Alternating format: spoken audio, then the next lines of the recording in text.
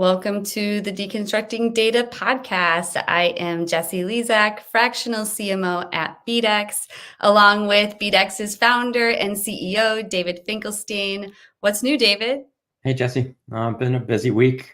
Team's been working on new product launch, so all hands busy on that. But excited to get into this new podcast with our new guest. Said new product launch. That sounds exciting. Coming. It's coming. So stay tuned, audience. And just FYI, we were having an error on LinkedIn. So during the introduction, I pulled down the event and I had to repost it, but it looks like we are up on LinkedIn right now. So sorry for anyone who was seeing that error. But we have a very special guest with us today, and it's going to be a really interesting conversation. And so I'm excited to welcome on Jonathan Chin, co-founder of Facteus, and let me invite him in here. Welcome, Jonathan. Hey, Jesse, David. Great to be here. Great to have you on the show, Jonathan. Appreciate you joining us today. And let's do this. Let's let you kick it off with give our listeners a little bit of background about you, your history, and what led you to Facteus, and what Facteus is doing today for its customers. Sure. Yeah. So, hey, everyone. My name's Jonathan Chin, as the title says, the co-founder of Facteus here. And I started my career not in data and not in tech, believe it or not. I started my career right out of college at a CPA tax firm, on my way to doing taxes for many, many people and companies. But quickly decided that I did not want to be an accountant, and had always had a love for technology, and that was just one of the passions I've had ever since I was a young kid. So that led me to kind of take some chances, and through a network of people that I've met, I was able to collaborate and meet my co-founders here at Facteus. God, this was more than 10 years ago. We're kind of an older startup is what we like to say, but have always been kind of in the ecosystem of data. And so we started the company and have always been around transaction and consumer behavior data. We thought that understanding where people spend money was a key information point and valuable insight for many companies, including marketing spaces to retailers to even investors. So we started the company more than 10 years ago. I currently run the data and growth strategy. So that puts me kind of in the square of basically business strategy and marketing. I've worn many hats though in the last 10 years. I've done product, I've done development. So I have kind of we were only 4 people, so you kind of had to do a lot of stuff when we started. But that's kind of my general background. So from accountant to tech entrepreneur and forward. Yeah. I love that. It's a great transition. Obviously, going from an accountant, it's sort of another data business is the way I think of it. That's a very right? nice way to put it. I appreciate I mean, to be an accountant, you have to be very analytical. You have to understand numbers and data. And so it's kind of an interesting transition that you made. I think you're right. The instincts of numbers within the accounting profession, I think, are extremely can translate really well into data. You're totally right. You're totally right. Yeah, for sure. So that's a great, it's a great founder story. I love it. Always like a good founder story, and just like you, I'm a fellow 10-year, 10-year founder of a startup. So we still consider ourselves a startup 10 years in, but that's kind of the way things go. I think that means you still love and have fun. I feel like we're still startups because the people we have and our jobs are fun. I think you cross a threshold when it gets boring and tiring. Yep. Yeah, for sure. And if it gets sort of, with lack of a better way to explain it, too corporate, it becomes less fun. I've seen a lot of, startups that, sort of evolved a little too much onto the corporate side, and then people start disappearing, right? And you get a little too big, or too public, or something like that. And now there's too much oversight and it's just not fun. Bureaucracy, when bureaucracy creeps in. Yeah, yeah. As soon as The enemy of innovation. Yeah, as soon as the bureaucracy creeps in, you basically have graduated and you're no longer a startup, right? I completely agree. But For yeah, sure. all right. So we've got two 10-year-old startups here. That's great to meet another fellow. Yeah, absolutely. So let's talk about the data. So let's jump into this. This is a long question, but it's intriguing. What kind of metrics and spending data can be used for competitive insights to better understand how competitors are doing? People always want to understand what their competitors are doing, and so I'd be really interested in hearing what you guys are doing to help companies understand that. Yeah, so why don't I start first with the kind of spending data that we look at Facteus and the kind of we have access to. So we have access to over 100 million debit and credit cards in the U.S. So we can see spending across all of these cardholders in the U.S. for probably the last, call it 8 years ish. Some are a little less, some are a little more. So an average of an 8-year history of spending. And so the type of interesting things you can see, if you can imagine what is on your bank statement and all the different transactions that come through, we essentially have an anonymized version of that that's privacy secure and compliant with all the regulations from a PII perspective. But the insight from a consumer behavior and spending is enormous. And like the topic and the question is, from a competitive perspective, we can see everything from when you shopped, the customer journey, where you shopped at one store, where did you go next, where did you go prior, and on an aggregate of 100 million customers, like what was the average store that somebody that shopped at Starbucks, where did they go after? Or same with Target or Walmart. Or another example we've seen and done some studies for is like Starbucks has an extreme paranoia of up and coming smaller independent coffee chains. Because they're not scared of another Starbucks emerging in the US or in the world that's giant, but it's the death by 1,000 paper cuts. Every single, once coffee and espresso's gotten really popular, and now pour over coffees and different types of ways to make coffee, the emergence of these smaller local regional favorites had come. And we built some reporting on our data saying, hey, these Starbucks customers also buy coffee at all these other places. Is that trend growing? Is it diminishing? Or what's happening over time? These are the type of competitive insights you can find in spending data at a high level. Yeah, it's interesting. So are most of your customers brands that do these types of studies, or is it also like hedge funds that are looking at, where consumer spending is going and things like that too? Yeah, I'd say so. Today, if I looked at 2023 and where we are today, the majority of our customers are actually from the investment space. So, like you mentioned, hedge funds. I know you're down in Florida, and there's actually a lot of hedge funds down there now, where we have customers. But their ability to kind of understand what's happening with publicly traded companies and retailers, a lot of that comes from our kind of data, understanding trends and how they're measuring year over year or competitively measuring against each other. So that's definitely where most of our customers are today. But we have a lot of ambition to kind of go into the retailer market where brands are actually we're much more interested in growing that business. We think brands, there's more utility and value to a brand, like I said, Starbucks, for example. I think the market size is much bigger for brands to use this type of data. And so that's a big growth area that we've seen this year. We grew a lot and are aspiring to next year and the next couple of years to really grow that market to be bigger than our investor market.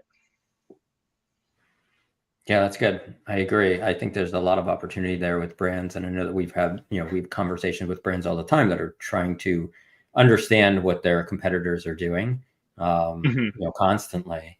And not only that, but also, those types of trends that you mentioned, are people coming into our store, but when they go into our store, if they're not buying, are they going to some other store and buying there? And that's definitely a concern with those brands as well.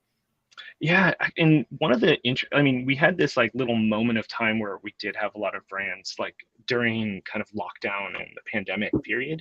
It was interesting. People were interested in seeing, I know my stores are doing bad. Is everyone else doing as bad? And that type of competitive intelligence was contextually important.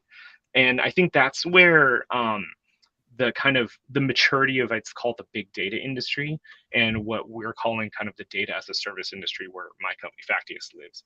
We're converging into this, I think, this interesting value technology where everyone's got their first party data in these amazing cloud systems now, where 10 years ago was hard to get. Now I'm sure your brand customers are like inundated with data they have access to. But now companies like mine, it's like, actually that data is really valuable. It's even more valuable if you contextualize it with what else is happening in the world. When I say the world, I mean the spending world. Sure. Yeah. Yeah, understand their behaviors. That's really powerful. Could see how a lot of marketers would want to understand that. Is there anything else on this question before I transition us into the second one that you want to cover? No, not too much. I just think there's just a wealth of knowledge from a competitive perspective that spending data can offer. And yeah, I think a lot of your I'm intrigued. I'm intrigued to ask a question. Sure.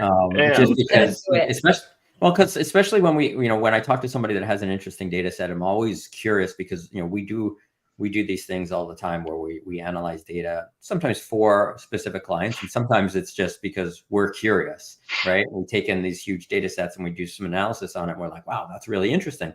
Every time you look at a different type of data set, depending on how you chart it, you can find like really interesting things. So, I'm curious, in your work to date in analyzing this type of data, are there any sort of like trends that you've seen that you've just looked at and gone, wow, that's really interesting, I never would have thought of that? So there's definitely a few. God, you put me on the spot, but one that I think is really interesting, that at least I'd say it's not super common for most people to understand, just because they're not seeing the data that I get access to. So one thing that's really interesting is, and this is intuitive, like different income levels will have different patterns. So that's obvious, right? You guys would get that, I get that. But what's really interesting is, so normally when we think about retail, the hub of retail spending comes at the end of the year, that November, December timeframe, Black Friday, holiday season. So essentially from January to December, the line just goes up from a spending perspective.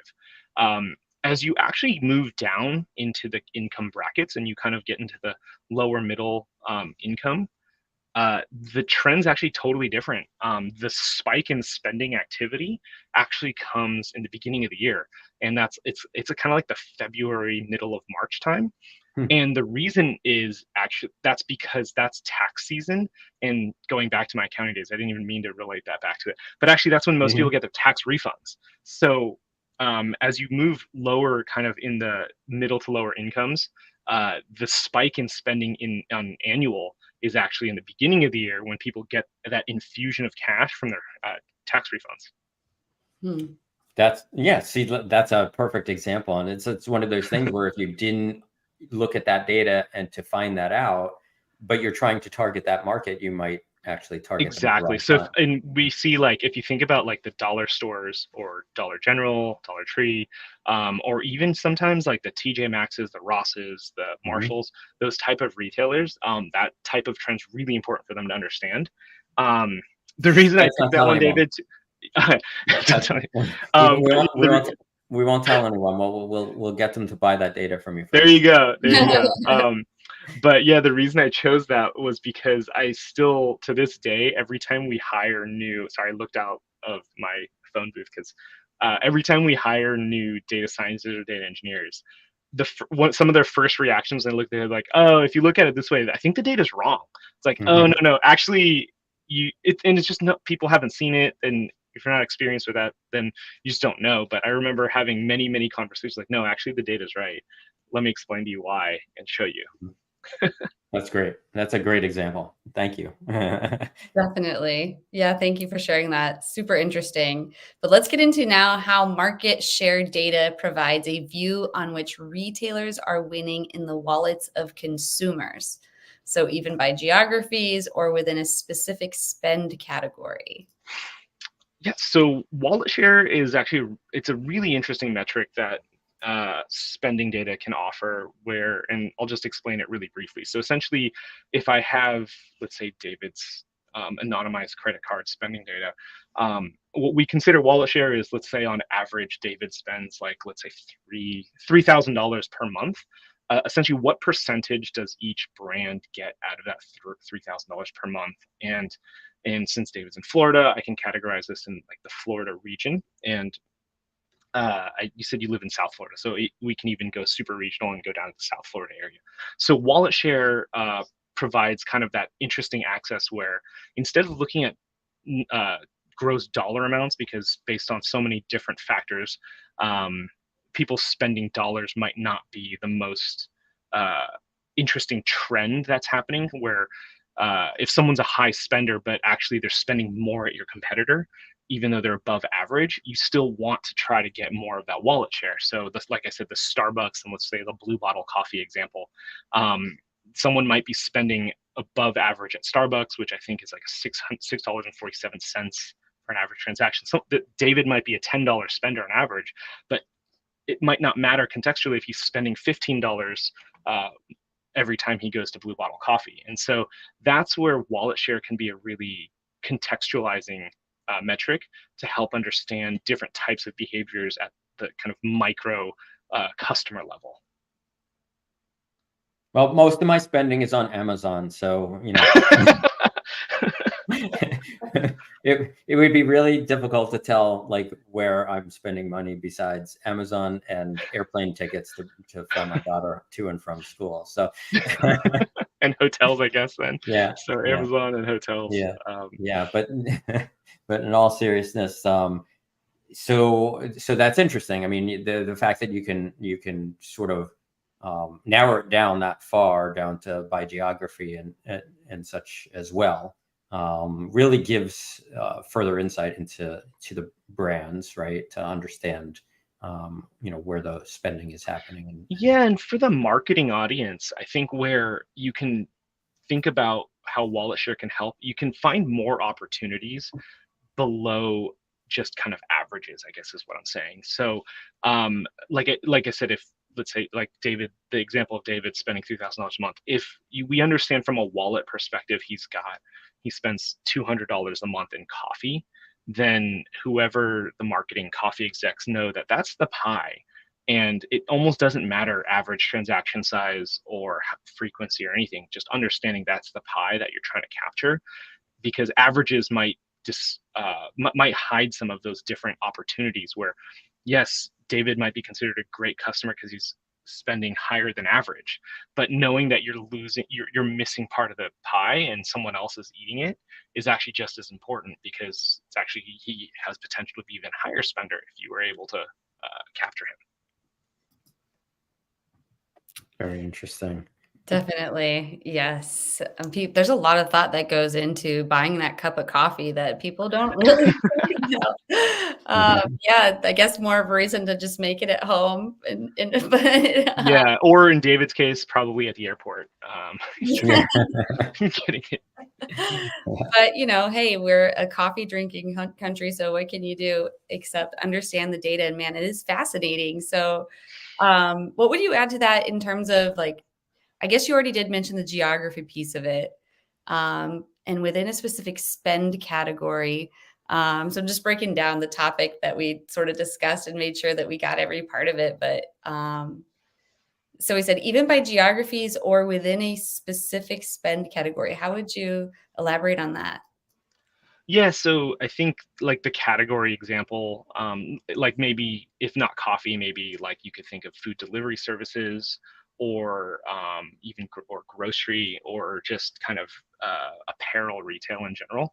So at the category level, you understanding the breakdown of where people are spending their discretionary income, and that also can help inform from a trend perspective. I can see from a marketer, a lot of times marketers and brands are trying to understand what's happening again with their data, why was spending up or down, and understanding why is just as important as trying to make it go up, I guess, up and to the right. And sometimes the category spend is an interesting one, where if you're a clothing retailer and you saw a spike in sales, it's important to see at the category level, was there a spike? So are you just riding a wave that happened, or did your company and brand do something distinct to stand out and create that spike? And then I'm not trying to discredit anybody, but it's good to contextualize. Like, actually, the entire apparel retailer went up in March, maybe because, like I said, maybe tax refunds. That's the category, and people decide to spend that money on clothing. Just knowing that at a category level, from in breaking apart how these trends are happening and working in general. But then the marketing team is like, no, it was it was me. It was me. Well, that's interesting that you say that, because one of the things I was just thinking about is like, what trends have you seen just in the last year or two that might be really more related to the cost of everything going up? I mean, everything's gotten more expensive, right? With the inflation, with the insane amount of inflation. And so I'm curious, how do you determine like where there has been more spending versus just prices going up? Like when we look at things over the past year. Yeah. So got the accounting and data hat on now again, but I think it's so and you're totally right. Inflationary pressures create a lot of kind of outliers in data or potential trends. So I think whenever anybody's looking at data, and I think, like you said, as an accountant, it's always best to triangulate into things instead of taking just one measure and thinking that's the one. So to your point, if you're looking at just gross dollars moving up, you definitely have to account for inflation and things costing more money. So a couple of things we do, or we help people do, is one is, if the number of dollars going up, are the number of cardholders spending money in this category or brand staying constant, going up or down, right? There's like that number of people, number of customers. Aside, forget about dollars, just how many people. And then also the average spend per person, how that's trending too. An example, just because you asked, I recently, or not me, I guess we as a company recently collaborated with a guy on the Wall Street Journal that he just came out with this article called the funflation. The cost of having fun is going up. And the data we pulled was actually essentially live events. It was ball games from, the NFL, NBA, concert tickets, think Taylor Swift, U2 in Vegas, and even like amusement parks, think Disneyland, Universal Studios, all of those. So we gathered data on all those different places when people are spending money, and we're trying to figure out, okay, is the cost of, essentially what he said, the cost of having fun going up? And it most definitely is. And so, but if you looked at just the dollar spend year over year, the dollar spend from last year to this year on just activities was pretty close to flat. So it didn't like go up too much, but there was a 10% drop in the number of people spending money in those categories, or in amusement parks, or in concerts, which, we're getting further away from COVID, so things are more open. People want to get out more, but actually less people in 2023 spent money and went to those places than in 2022, but the dollars stayed the same. So to me, that tells you each person was spending more, which really made sense if you think about how much the concert tickets cost and how much, I mean, it's crazy. Yeah, like I grew up in the Bay Area, longtime 49er fan. Hopefully that doesn't offend anyone on here, but I remember going to ball games with my dad, and if I look at how much 2 tickets, father and son going to an NFL game today, it's crazy. It's like absolute crazy. And so, that's one way you can kind of look at those different metrics and triangulate to what's happening. That makes a lot of sense, and it's really interesting. And I think that you could really like dig deep into a lot of interesting things. But the fact that what you just explained, it basically means that people are having less fun because, right? I mean, the reality is inflation goes up, people have less fun, right? Because or they choose to have fun in a different way, I guess. Maybe that's what it is. Maybe they're choosing to attend more live stream events instead of in-person events. I can suggest some good ones. Just let me know.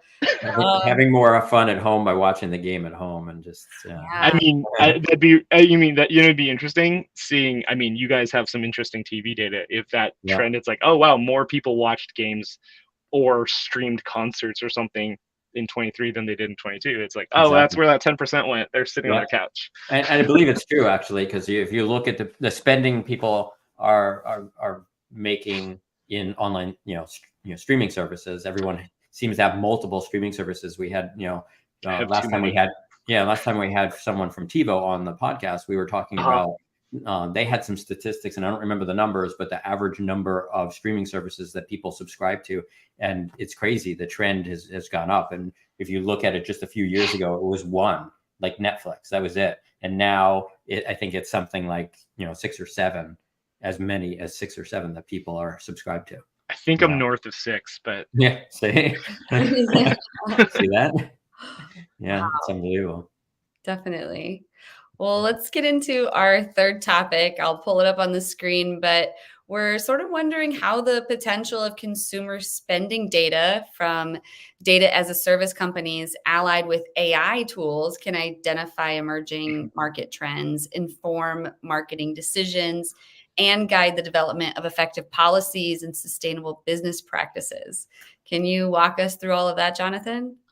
yeah, I'll give it a shot. Well, at a high level, I think, I mean, there's a lot of content and great literature on AI and generative AI that's happening today. And I think all of it's extremely relevant in what it can do from a content creation perspective and an imagery perspective and just reacting and collaborating with a human on one side. I think so. I don't necessarily want to talk about that because I feel like a lot of people do talk about that.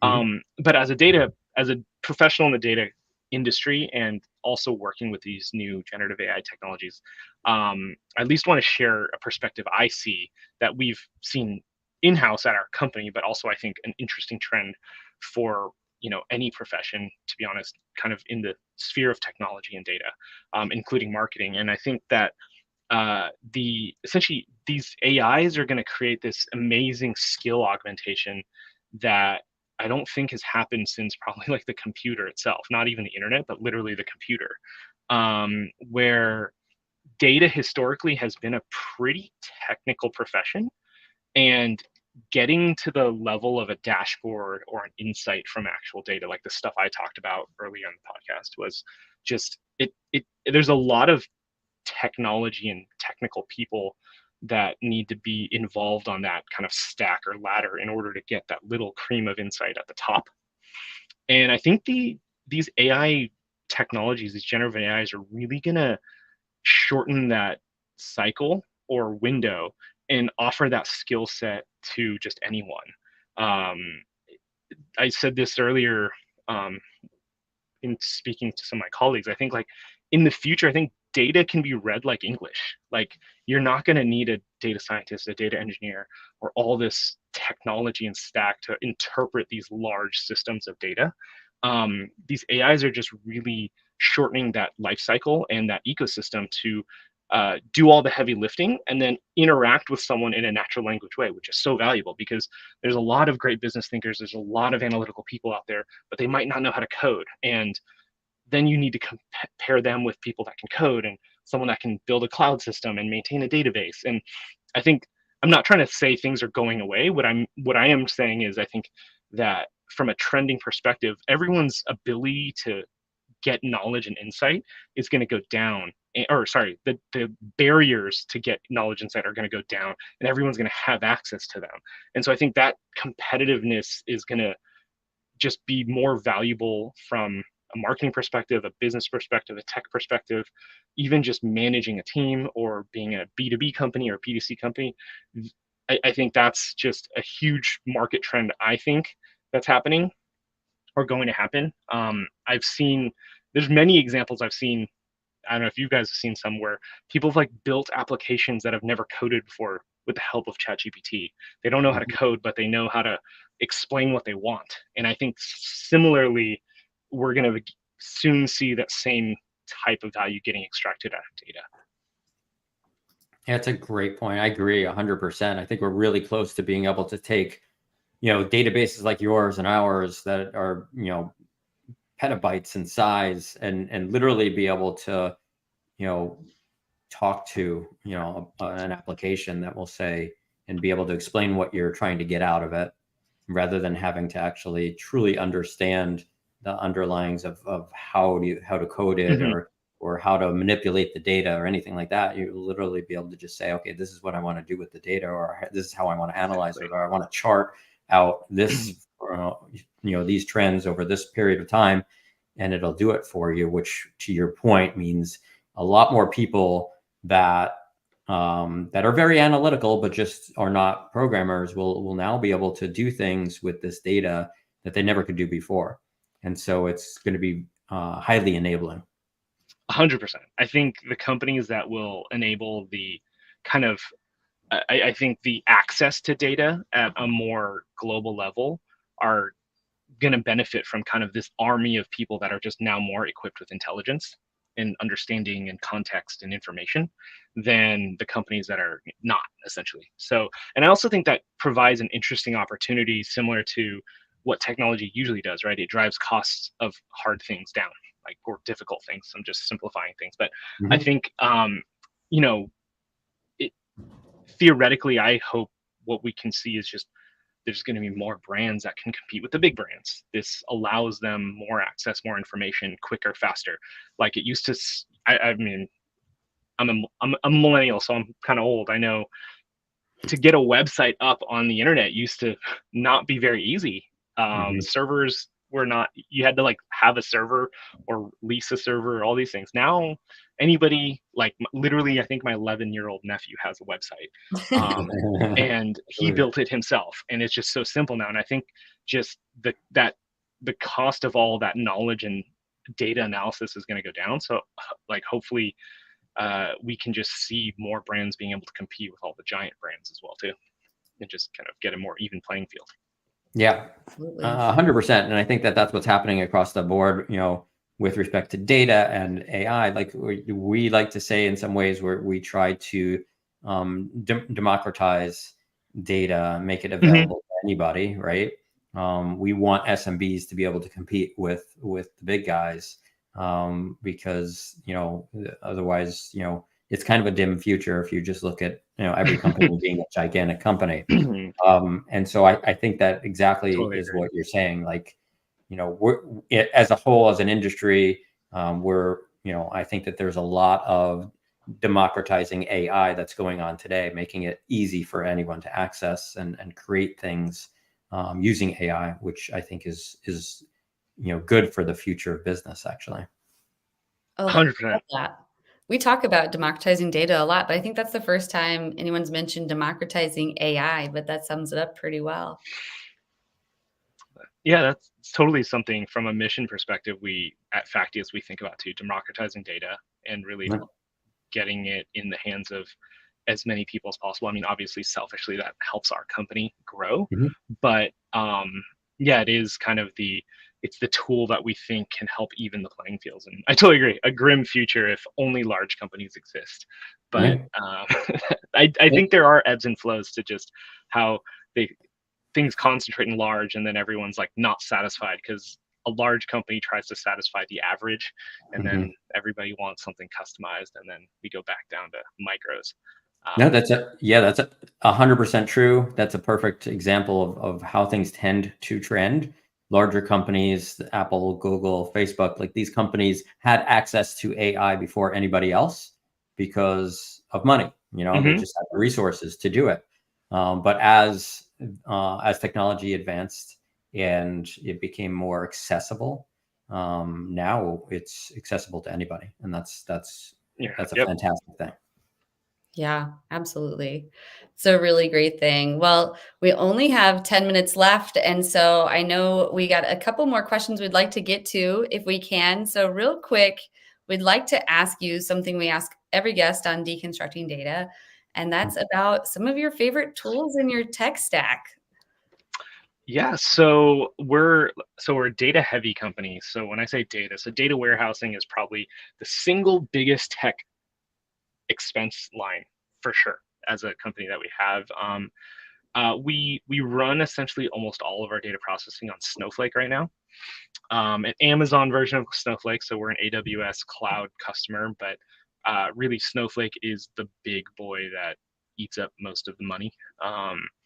And on top of Snowflake, we run a couple different kind of applications to look at the data, be it Snowflake and SQL directly. We have a Jupyter Hub instance where some of our data science team can really kind of grind in with Python connected directly in a hosted environment. And also we use a dashboarding tool. Most of it's internal dashboarding. We are dabbling with potentially releasing some of the dashboards we have externally, but we use a tool called Sigma Computing, which is actually pretty clever, pretty nice. It lives right on top of Snowflake, and it's a SaaS web-based application, and it makes it really easy to create kind of data visuals on top of that system. That's really cool. I don't know if we've heard of Jupyter Hub. I don't remember hearing of Jupyter Hub before. Nope. It's a new one for us. Cool. Yep. Thank you for sharing that, Jonathan. Yeah, no problem. And Jonathan, just real quick, so if you could go back when you first came into working in the data industry, what is the number one piece of advice you would give yourself? That's a really good question. Let's see. I definitely would say one piece of advice I would definitely give myself before I even jumped into transaction data is when one of the most important things when looking and analyzing data is have an open mind. I think the example of knowing that nothing was wrong with the data and there was a spike in February, March because of tax refunds, that's one of those things, if you have preconceived notions or come into an analyst or an analysis study with your own bias or your own opinion, you can really spin your wheels and spend way too much time misunderstanding your own data or data in general. So I think having an open mind when looking at data is just paramount to being an unbiased analytical person. So I think that would definitely be one of the things that probably hindered my youth, let's just say, where I think, as youthful tech entrepreneurs, we're all pretty arrogant, and you think you know a lot. But when you actually start looking at the data in the world, you realize you know nothing. So I think that would definitely be one of the things, is the humility of knowing that you know very little early on in your career is very valuable. And then I'd say the other thing I think I am a product of, but I'd say probably I'd still give this advice to myself if I were able to speak to myself, is don't be intimidated by because you have to learn. And that was a really inarticulate way of saying I came into this career from an accounting background with no coding skills. I definitely can write some code now and query data pretty proficiently, and those all learned on the job skills, but it is something that people can learn and pick up. And being intimidated and being afraid to try is probably 80% of the battle. Once you just start typing and copying and pasting things, it really just snowballs, and it's not that hard. And if you are just curious enough to try, you can build a wealth of technical skills, even if it's not in your background. And the reason I say that is in tech, and I'm sure, David, you can attest this, is having some level of understanding of the technology while also being on the business side is so much more helpful than being a specialist on one or the other. I think half of my early career was translating between a CTO and a CEO because they're speaking different languages, and having the ability to conjoin the two skill sets, even if I'm not the best programmer in the world, that understanding is so valuable in technology companies. That's a great point. That's like been my role my whole my whole career. I started out with a technical background in college, but literally right out of college started my first company, and over the years I've become that liaison. I don't code anymore. I wouldn't even know how to today, but at this, but I understand how it works. You know, I've done all of Yeah. that. And so I find myself, I'm often the go between sales and engineering, because I understand the business and the sales side of it. And I understand the technical side and what can and cannot be done, and, you know, what it takes to do certain things.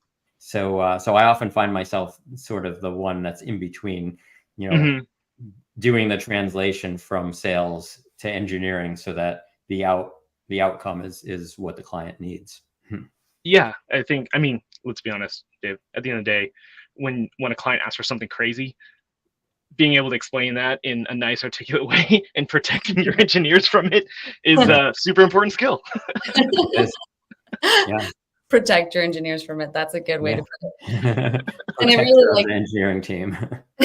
I really liked what you said earlier too about, you know, the more you know, the more you learn you don't know. And that's really great advice. And, you know, kind of going off of all of that, are there any other lessons you've learned along the way from, you know, past jobs or this current role that you think everyone should know? I'd say, I think also something that's always served me well, from an advice perspective, and also just I've learned from my mentors, is be helpful. At the end of the day, all of us have companies, and yes, we have competitors, and yes, we're fighting for different accounts here and there, and most of us are in niches and industries, especially in tech, that are relatively small. But at the end of the day, nothing's life or death, and I always find, if I can't serve a customer, and sometimes my competitor can, I'm more than happy to recommend or explain to them something that they took the time to take a call with me. I'm on the phone or I'm on a Zoom. I think it's always important to be helpful and be someone that, after they leave a conversation, whether they became a customer or not, or whether my company could serve their needs or not, they got something out of the call. I always found that was good advice that I learned on the job. When I say learned, I've watched my mentors do that, and it has always paid dividends, I'd say, every time. Yeah, that's also really great advice. That's awesome. Definitely. Awesome. Well, I think that's a good note for us to, you know, we're running out of time, so it's a good note to end on. Be helpful. And to your other earlier point, be humble, right? So yeah, that was a much more succinct way to explain what I just said. Well, Jonathan, this is great. We appreciate you joining us today. Jesse. Thanks for having me. Thanks for the time, guys. It was really fun. I just cut off Jesse. Oh, that's okay. I was just going to give Jonathan a moment to share how listeners can find you if they want to reach out.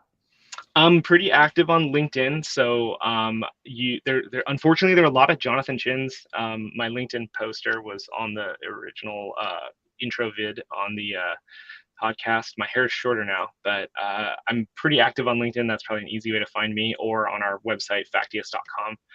You can find kind of my other contact info there. Awesome. Well, thank you for sharing that. And thank you so much for our listeners and audience members. We hope you'll check out BeatX's Omni IQ. Simply go to beatx.com and click the try for free button. Or if you're watching on the video, you can just scan this QR code that's in front of my face, and that will take you to it. You can simply just upload a CSV of your first party customer data and get gender, birth year, household income analytics, all free of charge. No credit card required. Of course, if you like what you see, and most people do, you'll want to upgrade to do more with your data, and you can create an expanded audience, learn more about it. And we'd love to help you. So also, listeners, we'd love to hear from you. What do you think about the show? Please reach us at info@beatx.com and share your qualitative data with us so we can make this better for you.